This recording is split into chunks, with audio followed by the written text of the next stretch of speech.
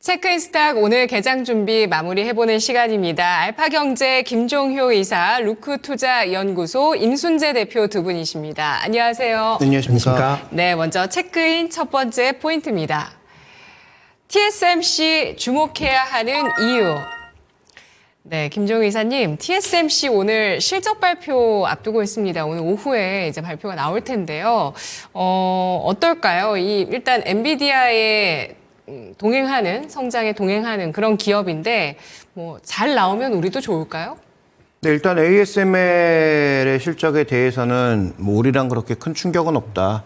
이미 있는 악재를 반영한 것이다라고 말씀을 드렸지만 TSMC는 조금 다르죠. 왜냐하면 지금 가장 메인 칩을 혼자 만들고 있는 회사가 바로 TSMC이기 때문이고요.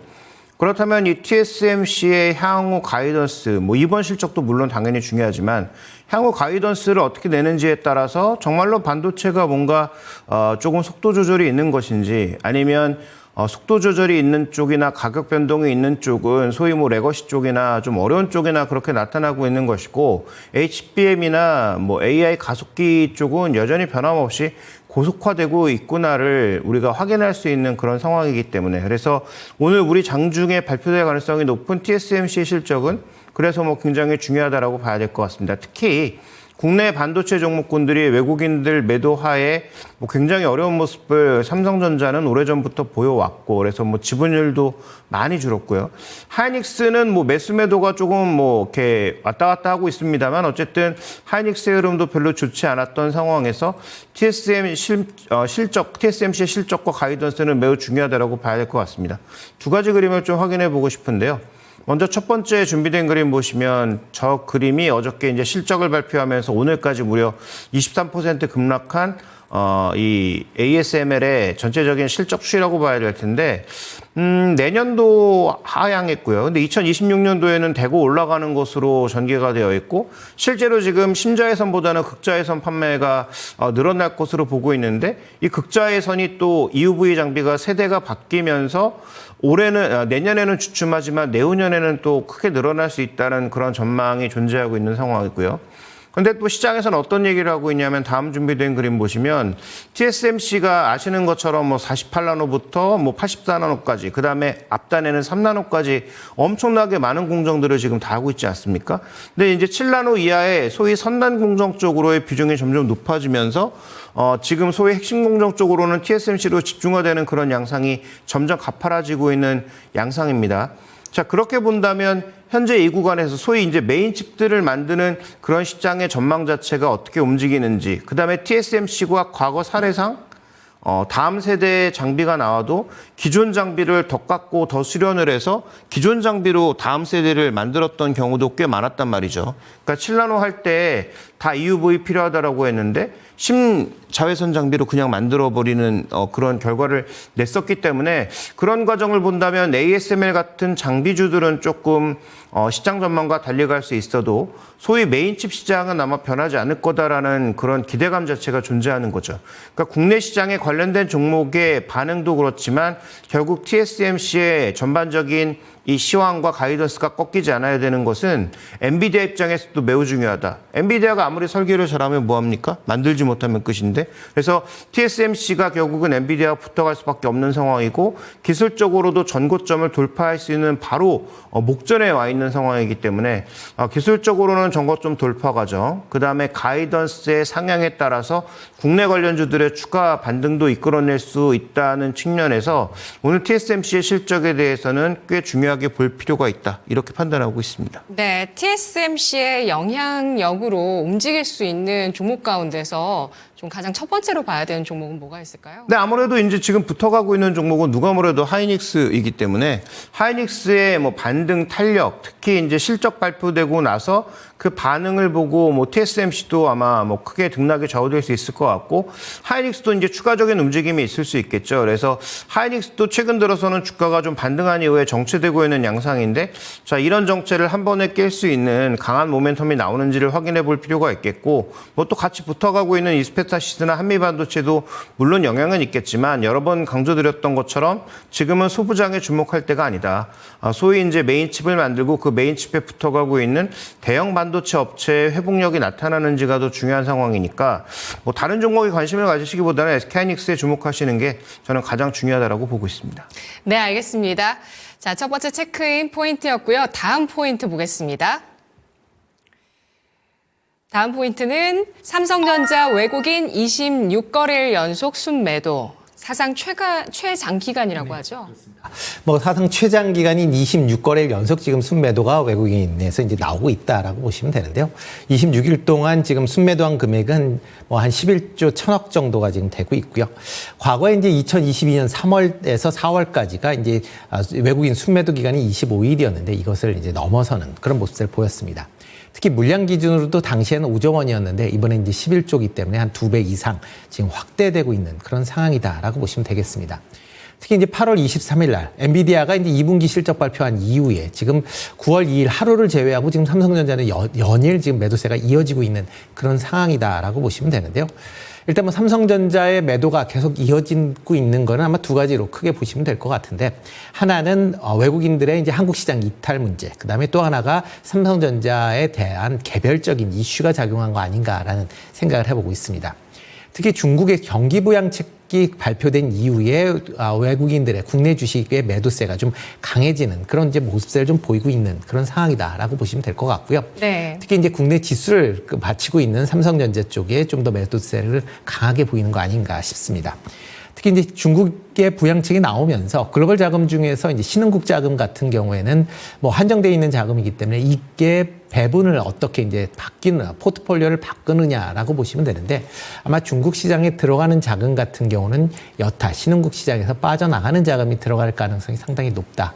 그런 관점에서 외국인들의 국내 주식이 매도세가 계속 이어지고 있는 거 아닌가라는 생각이 들고 있고요. 아마 중국 시장에 뭐 계속 지금 부양책 관련된 얘기들이 나오고 있기 때문에 얘기가 나올 때마다 국내 시장에 아마 매도세가 이어지면 아마 삼성전자의 외국인 매도세도 좀 더 이어질 가능성은 충분히 있다라고 보여집니다. 그리고 두 번째가 이제 삼성전자의 이제 개별적인 이슈 때문에 많이 빠지고 있다라고 보시는 게 맞지 않을까 싶습니다. 특히 삼성전자가 3분기 실적 부진 3분기 잠정 실적이 시장 예상치를 하회하면서 부진한 그런 모습을 좀 이어가고 있다라고 보시면 될 것 같은데요. 특히 이제 AI 시장 내에서의 경쟁력 우려가 악화 우려가 아마 가장 큰 이유 아닌가라는 생각을 해보고 있습니다. 특히 여전히 엔비디아의 퀄 테스트를 통과하지 못하고 있는 HBM D램에 대한 그런 이제 우려감이 계속 지속이 되고 있고요. 뭐 이런 상황에서 지금 AI 시장이 계속 확대가 되는데 여기에 참전을 못한다. 그러면 향후에 이런 HBM의 시장에서도 경쟁력 약화에 대한 그런 부분이 시장 우려로 이제 같이 나오고 있다라고 보시면 될 것 같습니다. 이와 더불어 이제 파운드리에 대한 이제 수주 우려가 이제 계속 좀 지속이 되고 있다라고 보시면 되는데요. 뭐 좀 전에 김 이사님도 말씀하셨듯이 오늘 TSMC 실적이 나오면 AI 관련주 종목 중심으로는 아마 좀 강한 그런 모습을 보일 가능성은 충분히 있다라고 생각을 하고 있습니다. 그렇지만 이제 현재 그 5나노 이하의 공정을 하고 있는 지금 파운드리 업체는 글로벌에서 2개 회사밖에 없습니다. TSMC와 삼성전자인데 삼성전자의 계속 수율 문제로 인해서 지금 TSMC로의 쏠림 현상이 좀 더 이어진다라고 하게 되면 삼성전자의 파운드리 관련된 부분에 실적 악화는 상당 기간 지속될 가능성은 여전히 갖고 있다라고 보여지고요. 이렇게 이제 실적이 부진해지다 보니까 여러 가지 또 뭐 기업 내에 그런 잡음들이 계속 지금 밖으로 나오는 것도 주가 하락의 주요 원인 아닌가라는 생각을 해보고 있습니다. 하지만 삼성전자가 6만 원을 이하로 이제 내려온다라고 하게 되면 뭐 일단 밸류 측면에서 보면 저평가 구간이 아닌가라는 생각을 해보고 있습니다. HBM에 대한 우려 여전히 있지만 메모리 시장 점유율 1위를 기록을 하고 있고요. 그다음에 12개월 예상 PER도 10배 수준입니다. 그거에 비하면 그렇다라고 하게 되면 뭐 이런 이제 삼성전자의 주가는 좀 과하게 떨어진 측면이 있는데 다만 이제 주가가 반등하기 위해서는 뭐 여러 가지 이제 외부적인 모멘텀이 필요하지 않을까. 대표적으로 엔비디아의 퀄 테스트 통과 여부가 아마 주가 반등의 주요 그런 키가 되지 않을까라는 생각이 되고 있고요. 그 전까지는 아마 주가는 옆으로 현재 수준에서 횡보세를 보일 가능성이 좀 크지 않나라는 생각을 해보고 있습니다. 네, 정말 눈앞에 산의 진미 맛있는 음식들이 있는데 이렇게 떠먹지 못하고 있는 그렇죠. 그 삼성전자의 모습이 계속됩니다. 진짜 이 퀄 테스트라는 게 참 쉽지가 않은가 봐요. 어제 또 그 한화 정밀 기계 원래는 SK 하이닉스 쪽에 이제 벤더로서 들어갈 거라 이런 기대가 있던 이 기업도 HBM TC400 퀄 테스트 통과 못했다라는 소식이 나오기도 하더라고요. 삼성전자도 역시 엔비디아 퀄 테스트 통과가 필요하고요. 그리고 파운드리 쪽에서도 역시 이 부진을 좀 떨쳐내야 되는 그런 상황인데 뭐 일각에서는 뭐 지금 뭐 충분히 많이 떨어졌다 이제 뭐 6만 원 아래면은 가격 매력 있다 하셨는데 일각에서는 뭐 망한다 얘기 나왔으니까 악재 다 나온 거 아니냐 이런 얘기도 있습니다. 관련주로 어떤 종목을 볼 수 있을까요? 네, 뭐 삼성전자 같은 경우 장기적으로 보셔야 되지 않을까 싶고요. 단기적으로는 아마 조금 전에 얘기하셨던 게 SK 하이닉스, 뭐 단기적으로는 관심 있게 보시면 좋을 것 같고요. 그리고 하나 인더스트리얼 머티리얼 솔루션 같은 경우도 좀 관심 있게 보시면 어떨까 싶습니다. 물론 이제 TC 본더에 대한 이제 퀄 테스트를 통과를 못했다라는 얘기는 나오지만 네. 지금 SK 하이닉스와 다음 버전인 하이브리드 본딩 관련된 본더 장비에 대한 공동 개발을 진행을 하고 있기 때문에 그런 점이 아마 시장에서는 좀 더 부각이 될 가능성은 있다라고 보여지고요. 그리고 이제 파크 시스템즈 같은 경우는 지금 전자현미경 관련된 여러 장비를 만들고 있는데 현재 TSMC와 하이브리드 본더 관련된 하이브리드 본딩 관련된 그런 이제 장비도 같이 이제 공동 개발하고 있다는 점도 같이 좀 주목해서 보시면 어떨까 싶습니다. 네. 파크 시스템즈 현미경 관련주인데요. 최근 들어서 또 고점 경신이 눈에 띄는 그런 종목이기도 했습니다. 다음 체크 포인트 보도록 하겠습니다. 다음은 KT 신고가 시사점. 어제 KT가 정말 고점 경신을 하면서 이거 보신 분들 깜짝들 놀라셨을 거예요. 네, 어떻게 보면 실적 때문에 SK텔레콤이 먼저 신고가를 갖고 KT는 뭐 나쁘지 않은 흐름을 이어가다가 어제 이제 신고가에 들어가는 모습을 보여주면서 마감을 했는데 최근 들어서 외국인들의 매수가 엄청나게 증가하고 있는 모습이죠. 그럼 우리가 여기서 질문을 던질 것은 KD의 주가 상승은 무엇 때문인가? 배당 네. 때문에? 아니면 뭐 밸류업 시세 신규 편입 때문에? 뭐 둘 중에 그 뭐 어떤 것이라도 일단 신고가에 들어갔다라는 관점에서 시장의 선택이 다소 굉장히 보수적인 상황으로 가고 있다는 것을 방증하는 것이 가장 중요한 시사점이라고 봐야 되겠죠. 그러니까 지금 시장에 뭐 빠르게 움직이고 있는 원래부터 추세가 좋았던 계속 상승 추세였던 일부 바이오 몇 개 정도를 제외하면 지금 현재 구간에서 이렇게 뭐 신고가로 가고 있는 종목이 일부 방산주를 제외했을 때 거의 없다. 그래서 뭐 바이오, 의료기기, 방산주 몇 개 정도를 제외하면 신고가로 진입하고 있는 종목이 거의 없다고 해도 과언이 아닌데 KT가 어저께 거래가 제법 분출하면서 들어온 것은 뭐 최근에 뭐 여러 가지 뉴스가 나오고 있습니다. MS와 뭐 AI를 네네. 하겠다, 뭐 그다음에 현대차가 일대 주주로 올라서기도 했고 뭐 여러 가지 뉴스가 있겠습니다만 네. 뭐 KT가 뭐 MS와 협력한다고 해서 뭐 의미 있는 AI가 나올 가능성은 없다고 봐야죠. 근데 어쨌든 중요한 것은 뭔가 KT도 과거의 그 답답한 흐름에서 벗어나서 외부 업체들과 협업이 굉장히 증가하고 있다는 게 핵심 포인트입니다. 그래서 뭐 과거 네이버와도 계속 지금 로컬 5G 망을 통해서 여러 가지 사업들을 이미 진행을 하고 있는 부분이 있고 자율주행과 관련된 부분도 현대차와도 협력하고 그다음에 그 M2M 뭐 소위 얘기하는 IoT를 포함한 자율주행과 관련된 부분에 또 현대차 네이버와 함께 협력하기도 하고 MS와하고도 뭐 길을 열고 그다음에 자신들이 보유하고 있는 IDC를 열어서 중소기업들에게 그 AI의 툴을 사용할 수 있게 만드는 그런 여러 가지 B2B 사업들에 대한 확장이 나타나고 있거든요. 물론 조금 아쉬운 것은 뭐 콘텐츠 사업은 뭐 성공의 큰 그림을 그리지 못한 건 아쉽긴 하지만 그래도 어쨌든 KT가 과거와는 달리 B2B와 B2G 쪽을 서서히 좀 넓히고 있다는 관점에서 보면 저는 뭐 지금은 뭐 강력홀딩 관점 정도는 유효하다고 볼 수가 있겠고 뭐 신규 매수를 하기에는 조금은 부담스러운 자리이기도 하고 추가 수익률이 그렇게 높게 기대가 되지 않고 있기 때문에 이 구간에서 뭐 신규 매수는 쉽지 않을 수 있죠. 다만 뭐 제가 이 종목에 대해서는 뭐 지난 7월 달부터 꾸준하게 KT엔지와 더불어서 긍정적인 말씀을 드린 만큼 여전히 좀 보유 관점에 접근이 유효하다고 판단을 하고 있고 그다음에 지금 외국인 수급이 다 아시는 것처럼 통신업으로 인해서 49%가 한계입니다. 근데 지금 48.3%까지 올라와 있거든요. 그러니까 외국인들이 추가 유입된다고 하더라도 추가 유입의 강도는 제한적일 수 있어서 기관 수급으로 연결되지 않을 경우에 상단이 또 제약될 수 있다는 점도 하나의 약점 요인입니다. 그래서 신규 매수보다는 기존에 보유하신 분들의 계속적인 홀딩 과정 정도를 말씀드리고 싶고 만약에 또 4만 원대 초반으로 조정을 받는다면 뭐 그 정도에서는 뭐 추가 매수 정도는 가능하지 않을까. 그다음에 배당을 노린 정도의 배당 투자도 아직까지는 조금 유효한 국면이 아닌가 이렇게 이해하고 있습니다. 네, 배당 수익률이 지난해 배당금 기준으로 4.6% 나오고 있고요. 다만 외국인의 매수 여력은 좀 한계가 있을 수 있는 상황입니다. 어제 한 증권사에서 5만 원까지 목표 주가 상향하는 리포트가 나왔는데요. KT강력홀딩 의견 나왔습니다. 다음 오늘 체크인 마지막 포인트는요. 외국인이 돌아온 금융지주. 네. 금융주에 대한 외국인의 러브콜 정말 엄청납니다. 지분율도 엄청나게 네. 계속되고 있어요. 네, 그렇죠. 일단 외국인이 최근 들어 계속 이제 국내 시장에서 매도를 보임에도 불구하고 금융지주 관련 종목들은 이제 순매수를 하고 있는 그런 상황이다라고 보시면 될 것 같습니다. 외국인들이 10월 달에 국내 이제 코스피에서 1조 3천억 정도 이제 순매도를 했는데 4대 금융지주는 한 3,400억 정도를 순매수하는 그런 모습을 보였습니다. 대표적으로 KB금융이 이제 가장 매수세가 센 1,820억 정도 매수를 했고요. 그다음에 모리금융도 한 780억 정도 순매수하는 그런 모습을 보였습니다. 이런 이제 외국인의 순매수에 힘입어서 주가도 강한 그런 이제 모습을 보이고 있는데요. 특히 이제 KB금융 같은 경우는 10월 달에만 한 18%, 그다음에 하나금융도 12% 정도 상승하는 그런 모습을 보이고 있습니다. 특히 이제 미국 은행들의 실적들이 계속 지금 호실적을 기록을 하고 하고 있는 그런 모습입니다. 특히 이제 기준금리 인하에도 불구하고 주요 은행들의 그런 3분기 실적이 예상치를 이제 상회라는 그런 모습을 보이고 있고요. 특히 지금 화면에서 나왔듯이 주요 금융회사들이 주당 EPS가 지금 시장 예상치를 훌쩍 넘는 그런 모습을 보이면서 주가도 상당히 강한 그런 흐름세가 이어지고 있다라고 보시면 되겠습니다.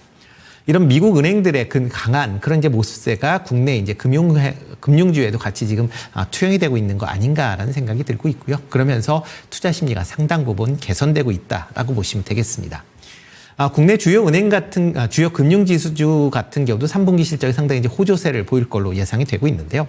특히 이제 4대 금융 같은 경우에는 지금 3분기 단기 순이익이 전체적으로 한 4,600억 정도가 될 것이다라고 이제 예상을 하고 있는데 전년 대비 한 5% 정도 증가하는 그런 모습을 보일 걸로 예상을 하고 있습니다. 특히 이제 KB금융 같은 경우는 12% 정도 증가할 걸로 지금 시장에서는 예상을 하고 있고요. 여타 이제 지금 금융지주 같은 경우도 좋은 실적이 예상이 된다라고 보시면 될 것 같습니다. 특히 이렇게 실적이 좋은 거는 순이자 마진이 계속 좀 축소하고는 있지만 그래도 대출 금액 증가가 이를 상쇄하고 있다라고 보시면 될 것 같습니다. 네. 최근 들어 정부의 가계 대출에 대한 규제가 강화되고는 있지만 여전히 대출 성장세가 이어지고 있는 그런 상황이고요. 만약 기준금리 인하로 인해서 아마 경기가 조금 회복된다라고 하게 되면 기존의 이제 기업들의 대출도 좀 더 증가할 가능성 충분히 있고요. 이와 더불어 부동산 관련된 여러 가지 이제 우려가 그만큼 좀 잦아들 가능성은 있다라고 보면 실적 측면에서 보면 4분기에도 금융 관련된 주들은 그렇게 나쁘지 않을 것이다라고 생각을 하고 있습니다. 여기에 덧붙여 이제 밸류업 프로그램에 대한 기대감도 여전히 상존하고 있다라고 보시면 되는데요. 이번에 지난달에 이제 밸류업 프로그램을 이제 발표를 하면서 신한지주를 제외하고는 전부 다 이제 떨어지는 대거 탈락을 했는데 지금 얘기가 이제 이런 이제 여러 가지 얘기들이 많이 나오면서 거래소에서도 올 연말 정도에는 아마 이 지수를 리밸런싱 하겠다라고 밝힌 그런 상황이고요. 그렇다라고 하게 되면 이번에 빠진 금융지주 같은 경우도 여기 충분히 들어갈 가능성은 있다라고 보여집니다. 특히 이제 역대급 이제 실적에 따라서 그러니까 주주 환원책도 지금보다 좀 더 확대될 가능성도 여전히 남아 있기 때문에 그런 점도 같이 좀 보시면 어떨까 싶습니다. 네. 금리 인하에 따른 이런 기업 실적 전망에 있어서 부정적인 요소도 있지만 대출의 증가로 인한 QE 증가로 양호한 실적 보여주고 있는 금융주, 외국인의 러브콜까지 가세를 합니다. 외국인 보유 비중으로 봤을 때 KB금융, 하나금융지주, 신한지주, 지금 코스피 시총 상위 50위권 내에서 이들 종목이 60%에서 거의 80% 가까운 외국인 그렇죠. 보유 비중 가리키고 있는데 관심주는 뭐가 있을까요? 대표 종목이 이제 KB금융 여전히 좀 관심 있게 좀 보셔야 되지 않을까 싶고요. 오늘도 강하게 좀 지금 올라갈 걸로 이제 보여지고 있고요. 이와 더불어 이제 하나금융지주 같이 좀 관심 있게 보시면 어떨까 싶습니다. 외국인 팔진 않을까요? 일단 단기적으로 조정을 급등을 했기 때문에 차익 매물에 대한 그런 얘기는 나올 수 있겠지만 금융주 관련돼서는 계속 실적이 좋고 주주 환원책이 확대된다라는 관점에서 보면 외국인 입장에서 보면 굳이 지금 상황에서 이런 이제 금융지주를 팔 이유는 없지 않나라는 생각을 해보고 있습니다. 네, 알겠습니다. 여기까지 4가지 체크인 스탁 알아봤습니다.